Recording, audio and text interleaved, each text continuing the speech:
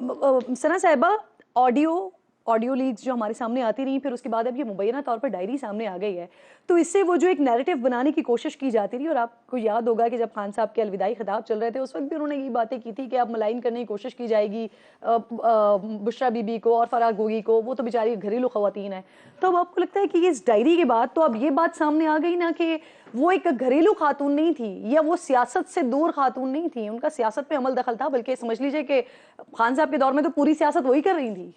देखिए, मेरा ख्याल है कि इस पे जो बुनियादी बात है वो ज़्यादा संगीन है कि आप फूक के मौक्कलों के दम से, जिनों के जन्नात के दम से, आप कहती हैं बनी गाला में पहाड़ बहुत ज़्यादा हैं तो जन्नात और मौक्कल पहुंच नहीं पाते, फिर आप ज़मान पाक आ जाती हैं। फिर ऐन के नाम पर जो उन्होंने एक बुनियादी तौर पर उस्मान बुज़दार साहब को लगवाया, फिर ये कि आप 12 बजे दूध पियेंगे, और उसके बाद जब कोर्ट जाती थी तो पूरा सफ़ेद हिसार होता था। तो ये तो शिर्क के ज़मरे में आते हैं। अगर आप अल्लाह के अलावा किसी के ऊपर तवक्कल कर रहे हैं, या आप तवक्कल नहीं कर रहे, तज़किया नहीं है, ये तो दीन का एक पहला जो है वही शर्त ये है कि आपने तो कुफर तो नहीं कर सकते, शिर्क तो नहीं कर सकते। आप किसी और को शरीक मना रहे हैं। ये मुझे बता दें, अगर इनको वज़ीर आज़म बनाने वाली बुशरा बीबी हैं, जो कि वो कहते हैं क्योंकि इद्दत में निकाह इसलिए ज़रूरी था क्योंकि एक मुद्दत के बाद अगर वो निकाह होता, इद्दत की मुद्दत खत्म होने के बाद होता, शायद वो वज़ीर आज़म ना बनते। तो ये कि किसने प्लांट किया बुशरा बीबी को, बुशरा बीबी ने अपने आप को कैसे प्लांट किया और कैसे पौधे की तरह तनावर दरख्त बनाया जिसकी छाव में इमरान खान साहब को पाला, और चेयरमैन PTI जो हैं वो इतने अंधे और कह रहे ना मेस्मराइज, जो कि फिरदौस आशिक अवान साहब का लफ्ज़ था कि हिप्नोटाइज, मेस्मराइज, तो ये सारी चीजें तो हो रही हैं। मुझे तो ये बुनियादी तौर पर ये लगता है कि अगर ये फूक होती है और फूक से सब कुछ होता था, तो ये एक फूक अभी मारने तो जेल से बाहर निकाल लें। तो ये बुनियादी तौर पर तो शिर्क के ज़मरे में आता है, और मेरा ख्याल है सब चीजों से हट के वो सियासत में उनकी इन्वॉल्वमेंट सबको पता है। गद्दारी से जोड़ दो, ये सब आम चालाकी उन्होंने की होंगी, लेकिन किस बुनियाद पर की? आप याद करें, इय्याका नअबुदु व इय्याका नस्तईन, इय्याका नअबुदु व इय्याका नस्तईन, तो भाई आगे इहदिनस सिरातल मुस्तकीम भी कह देते हैं, अल्लाह ताला सीधे रास्ते पे चला भी दे, तो ये तो आपने नहीं कहा। और ये सीधी रास्ता तो मुझे लग रहा है इय्याका नअबुदु व इय्याका नस्तईन वो कुछ बुशरा बीबी के लिए लकीर थी कि बुशरा बीबी ने जो कहना है वो करना है। तो ये जो आयत पढ़ते रहे ये सूरह फातिहा की, वो ना पढ़ते तो बेहतर था, इसलिए क्योंकि मैं तो इसको बहुत ज्यादा, आई थिंक मैं इसको ज्यादा संगीन ये है कि इस मुल्क में एक हुकूमत भूख गंडे तावीजों पे आई है। वो जो नंगे पैर पाकपटन जाना, वहां पर ये करना, नौकरों से बात करने का आपको तरीका नहीं है, और आप अपने आप को इतनी पीरनी समझ रही हैं। आप किस तरह इनका रवैया होता था लोगों से बात करने का? आवाज इनकी सॉफ्ट थी, लेकिन आप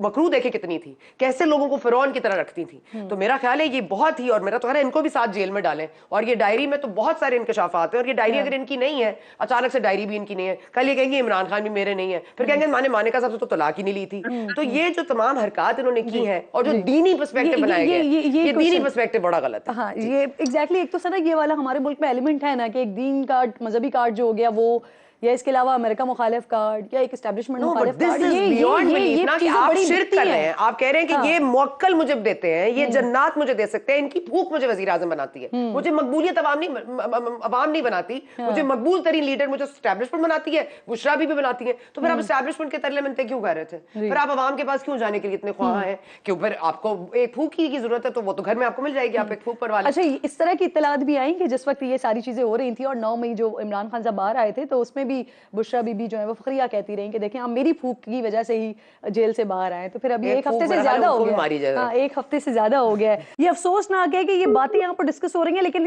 ये सारी चीजों को इमरान खान साहब भी पॉलिटिक्स में लेकर आए, और उनकी पूरी सियासत, जो उनकी हुकूमत, जो उनकी तर्ज हुकूमत है, वो सारी की सारी इन्हीं चीजों पर चलती रही है। हम कह सकते हैं कि क्या खान साहब वाकई इतने नन्हे और इतने मासूम के सारी जिम्मेदारी उनकी वो बुशरा बीबी के ऊपर है, या फिर ये इख्तिदार की ही लालच थी कि जिसकी वजह से खान साहब ने पहले उनसे निकाह इसीलिए किया कि उनको इख्तिदार मिल जाएगा, और फिर वो इतना ज्यादा, वो उनकी जो फॉलोइंग और उनका जो बिलीव हो चुका था वो इतना ज्यादा हो चुका था कि फिर वो जो कहती रही वो करते रहे। तो बुशरा बीबी को जिम्मेदार कहेंगे। उनकी जो दीन से बड़ी सुपरफिशियल सी अटैचमेंट नजर आती थी ना, वो वाज़ेह तौर पर ये नजर आता था। मैं बार बार दीन को इसलिए ला रही हूँ क्योंकि दीन को इस्तेमाल किया गया, और इमरान खान साहब ने खुद किया। वो तस्बीह हाथ में पकड़ लेना और फिर कुरान की आयत को कोट करना, फिर ये तमाम तर मामलात वो करते रहे हैं। देखिए ये बहुत मजहबी टच भी, जी मजहबी टच भी। और देखिए तकवा और जो आपका दीन कहता है वो क्या कहता है, वो तो ज़िल्ल मन तशा, वो तो इज़्ज़ो मन तशा, वही इज्जत देने वाला है, वही जलील करने वाला है, वही दौलत देने वाला है, वो आपको माल से भी आजमाएगा, वो आपको। तो आप मुझे बता दें, आपने एक्चुअल में तवक्कल किया है, आपने तकवा इख्तियार किया है, आपने तज़किया किया है? आपने तो नहीं किया ये तीनों चीजें। तो मैं कह रही हूँ अगर मेरा ईमान मजबूत है और आप ये समझेंगे कि बुशरा बीबी मुझे कुछ दे सकती है, मतलब ठीक है कोशिश करना हमारा काम है, वो सियासत भी करें, सियासत में लोगों से बना के भी रखनी पड़ती है, किसी को राजी भी करना पड़ता है, कोई नाराज भी हो जाता है, किसी को रखना पड़ता है, कोई नहीं भी होता फिर तो उसको रखना पड़ जाता है। आई अंडरस्टैंड दैट, बट इस एक्सटेंट तक कि everything was being told to her कि आपने अकॉर्डिंगली करना है, मतलब आप कौन है भाई, आप कौन थी? और ये इतने नन्हे काके तो नहीं है, लेकिन बिल्कुल जिनको अकल नहीं होती, जिनका बाकी तकवा ही नहीं होता, जिनका दिल ईमान पे दिल मजबूत ही नहीं है, तो आप उनको उसको कुछ भी बता दें, वो कुछ भी मान लेगा। अगर आप मुझे कहेंगे यहाँ झाड़ू लगाने से मेरे दौलत आ जाएगी तो मैं झाड़ू भी लगा दूंगी, लेकिन अगर दौलत देने वाला मेरे अल्लाह की जात है तो फिर आप तो मुझसे कुछ नहीं करवा सकती ना, क्योंकि झाड़ फूंक में उनका जो वैसे भी दिमाग अल्हम्दुलिल्लाह इमेच्योर था, वो और मजीद हो गया है, उनको सोचने समझने की सलाहियत से महरूम है वो मैं बता रही हूँ ना। लोग कहते हैं कि उन पर कुछ पढ़ा जाता था, वो एकदम से बिल्कुल सुन जाते थे। गॉड नोस किस हद तक ये मामला हो रहा था। तो मेरा तो ख्याल है बुशरा बीबी को भी इधर लेट्स सी कि अब जो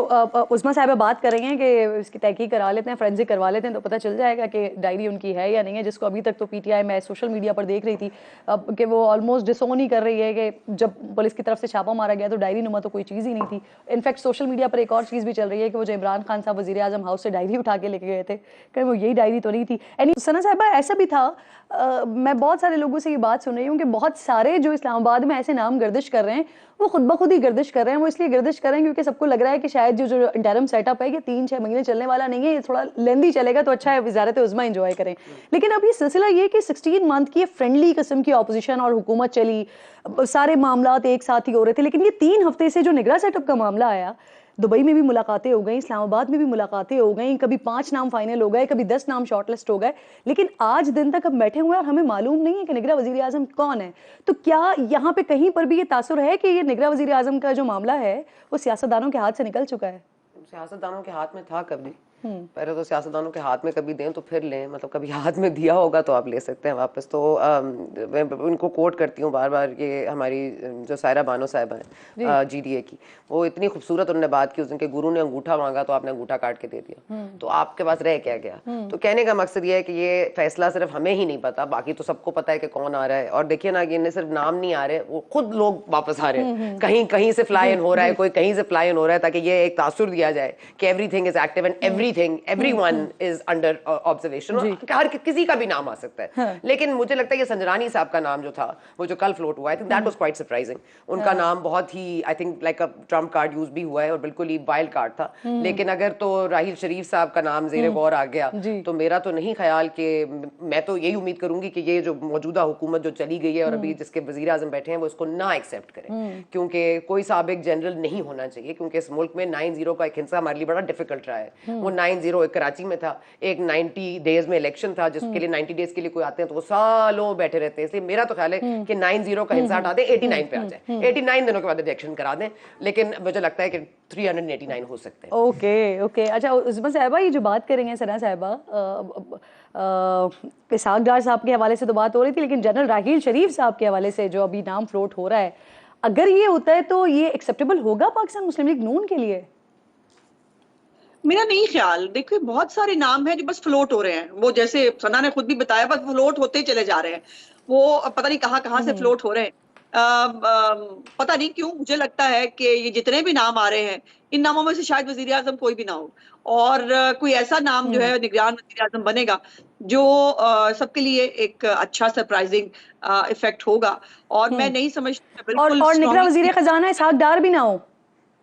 मेरी नहीं वो नहीं है, ये बात तो पहले इसके ऊपर जो है वो बात हो चुकी है, और मैं बड़ी स्ट्रांगली, मेरी जाती राय भी ये है और मुझे उम्मीद है कि मेरी पार्टी की राय भी ये होगी। इस चीज पर जो बात हुई थी वो वजीर आजम के लिए हुई थी ना, क्योंकि आज उनका एक स्टेटमेंट भी है। जी देखिए, मैं जो कह रही हूँ कि मेरी बात नहीं हुई, मुझे नहीं मालूम इस बारे में राहील शरीफ साहब के नाम के बारे में जो है वो क्या है, लेकिन मैं जाती तौर पर मैं सख्त खिलाफ हूँ इस फिनोमिना के कि किसी जनरल साहब को जो है वो निगरान वजीर आजम बना दिया जाए। तो इसके बाद तो फिर मैं नहीं समझती कि इलेक्शंस के ऊपर पहले ही आप लोग इतनी कॉन्स्पिरेसी थ्योरीज में बात कर रहे होते हैं, इतने दिन चलेगा उतने दिन चलेगा, इलेक्शन नहीं होगा। इलेक्शन को बहुत जल्द टाइमली इलेक्शंस को कंडक्ट होना है और उसके लिए एक बहुत अच्छे सादे से। उस्मा साहिबा, आप लोग एक्सटेंशन के भी खिलाफ थे, लेकिन फिर उसके लिए भी वोट दिया गया, फिर नवाज शरीफ साहब सख्त खिलाफ थे, उनकी सुना गया कि उनकी रजामंदी के बगैर वोट दिया गया, लेकिन आज वजीर आजम साहब ने कहा कि हमने ये खुले दिल से ये एक्सटेंशन दी है। एक छोटा सा ब्रेक लीजिए।